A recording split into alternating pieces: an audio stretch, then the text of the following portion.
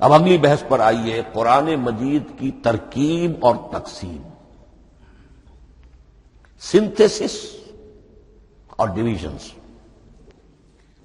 اب اس میں سمجھیے کہ کلام جو ہے اللہ کا کلام ہے، کلام مرکب ہوتا ہے کلمات سے، کلمات حروف سے بنتے ہیں۔ عربی زبان کے حروف 28 یا 29 ہیں، الف اور حمزہ کو ایک ہی مانیں گے تو 28 رہ جائیں گے، الف علیحدہ حمزہ علیحدہ تو 29 ہو جائیں گے۔ یہ حروف جڑتے ہیں، لفظ بنتے ہیں۔ لفظ محمل بھی ہوتا ہے، لیکن کلمہ وہ کہلاتا ہے جو بامانی لفظ ہو۔ پھر ان کلمات کو آپ جوڑتے ہیں، یہ مرکب توصیفی بن گیا، مرکب اضافی بن گیا، مرکب عددی بن گیا، مرکب جاری بن گیا۔ پھر ان مرکبات کو جوڑ کر فقرہ بنتا ہے، جملہ بنتا ہے، کلام مفید جس کو کہا جاتا ہے۔ قرآن مجید کے اعتبار سے علامہ سیوطی نے مخصوص جو قرآن کی اصطلاحات ہیں ان کے حوالے سے ایک بات کہی ہے، لیکن واقعہ یہ ہے کہ قرآن کی اصطلاحات خود اپنی ہیں، دنیا کی دوسری کسی بھی اصطلاحات پر ان کو قیاس نہیں کیا جا سکتا۔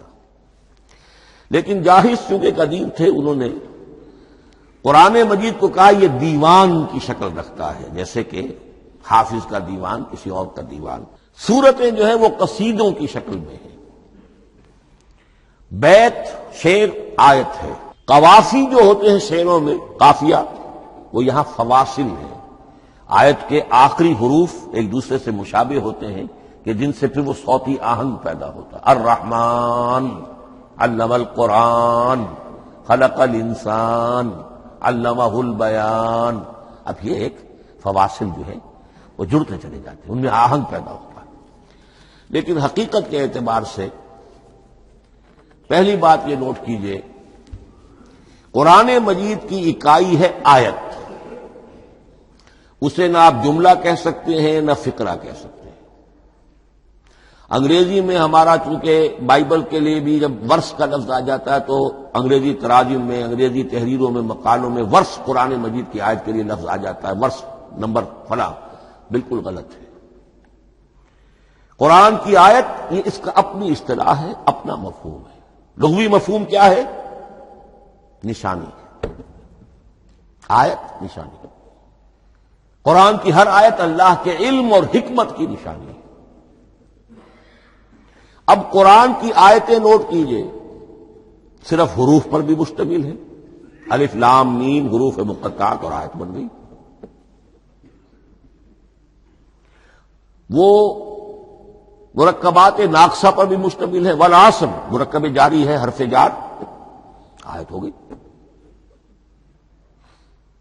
پورے جملے پر بھی مشتمل ہے، ان الانسان لفی خسر، ایک جملہ ہے، اور 10 جملوں پر بھی مشتمل ہے۔ اللہ لا الہ الا ھو الحی القیوم لا تأخذہ سنۃ ولا نوم لہ ما فی السماوات وما فی الارض الی آخر الآیہ۔ آیت الکرسی کا انالیسس کیجئے، 10 جملے موجود ہیں اس میں۔ تو نوٹ کر لیجئے، یہ چیز توقیفی کہلاتی ہے، یہ کسی گرامر کے اصول پر نہیں ہے، کسی منطق کے اصول پر نہیں ہے۔ آیات قرآنیہ کی تعیین توقیفی ہے، یعنی حضور کے بتانے پر موقوف ہے۔ حضور نے بتایا والعصر، یہ آیت ہو گئی، آیت ہو گئی، ہم آیت مانیں گے۔ الف لام میم آیت ہو گئی۔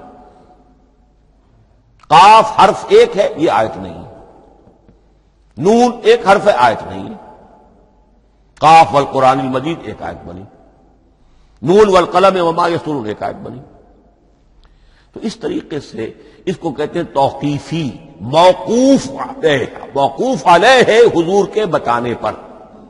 اب اس میں روایات کا اختلاف ہو سکتا ہے کہ حضور سے کوئی روایت یہ ہو کہ یہ ایک آیت بنی یا 2 آیتیں بنی۔ مثلا بڑی اہم مثال آپ کو دے رہا ہوں، سورہ مزمل کی جو دوسرا رکوع ہے، پورا دوسرا رکوع، وہ 1 آیت شمار ہوتا ہے، اور میرا بڑا گمان رہا بہت عرصے تک کہ یہ 1 آیت نہیں ہو سکتی، یہ مختلف اوقات میں نازل ہوئی ہیں، 2 اوقات میں نازل ہوئی ہے، اور یہ مجھے قول مل گیا علامہ سیوطی کے ہاں، حضرت عبداللہ ابن عباس رضی اللہ تعالی عنہما کا قول کہ یہ 2 آیتیں ایک نہیں۔ لیکن یہ کہ یہ ہوگا موقوف روایت پر، میں کوئی نہیں ہوں جو اسے قرار دے سکوں. ہاں مجھے اگر کوئی روایت مل جاتی ہے، کوئی خبر یا اثر، خبر محمد الرسول اللہ کی یا اثر آپ کے کسی صحابی کا صلی اللہ علیہ وسلم و رضی اللہ تعالی عنہ، تو پھر یہ ہے کہ ہم مانیں گے. تو اس کو کہتے ہیں توقیفی. آیات اور سور کا معاملہ توقیفی ہے بالکل، یا کسی منطق، کسی گرامر، کسی اصول بیان، کسی پر مبنی نہیں ہے، یہ مبنی ہے حضور کے بتانے پر. اس طرح سورت کسے کہتے ہیں؟ عربی زبان میں سور کے معنی ہے فصیل. فضرب بینہم بسور لہ باب، سورہ حدید کے اندر الفاظ آئے. اب اس کا کیا تصور دیا گیا کہ ہر آیت جو ہے وہ اللہ کے علم اور حکمت کی نشانی ہے. 10 آیتیں، 20 آیتیں، 100 آیتیں، 285 آیتیں، 286 آیتیں جوڑ کر ایک فصیل باندھ دی گئی. یہ شہر حکمت خداوندی ہے. ایک نظم ہوتا ہے، جیسے آپ شہر کا ٹاؤن پلاننگ آج کا تو بہت بڑا فن ہے، بڑی اسپیشلائزیشن ہے. شہر کو پلان کرنا، اس کے اندر کیا کچھ ہونا چاہیے، کس طرح سے ہونا چاہیے. تو یہ سورت جو ہے یہ ایک یونٹ ہے قرآن مجید کی، اور اس کا جو لفظی معنی ہے فصیل، گویا کہ اس نے گھیرے میں لیا ہوا ہے ایک شہر معنی کو، علم و حکمت کے ایک شہر کے گرد یہ فصیل جو ہے پوری ہوئی ہے.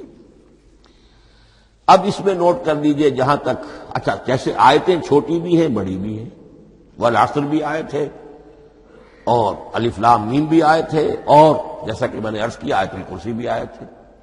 اس طرح سورتیں چھوٹی بھی ہیں بڑی بھی ہیں. سورۃ العصر 3 آیتیں، سورۃ الکوثر 3 آیتیں، سورۃ النصر 3 آیتیں. 3 ہی سورتیں 3 آیتوں پر مشتمل ہیں. 3 سے کم پر کوئی نہیں، 2 آیات کی کوئی صورت نہیں. لیکن آگے آپ چلتے جائیے، اس کی بڑی سے بڑی تعداد سورہ بقرہ جو ہے سب سے بڑی ہے. تو آیت اور سورت کے علاوہ دور صحابہ میں صرف ایک لفظ اور تھا قرآن کی تقسیم کے ضمن میں، اور وہ تھا منزل یا حزب.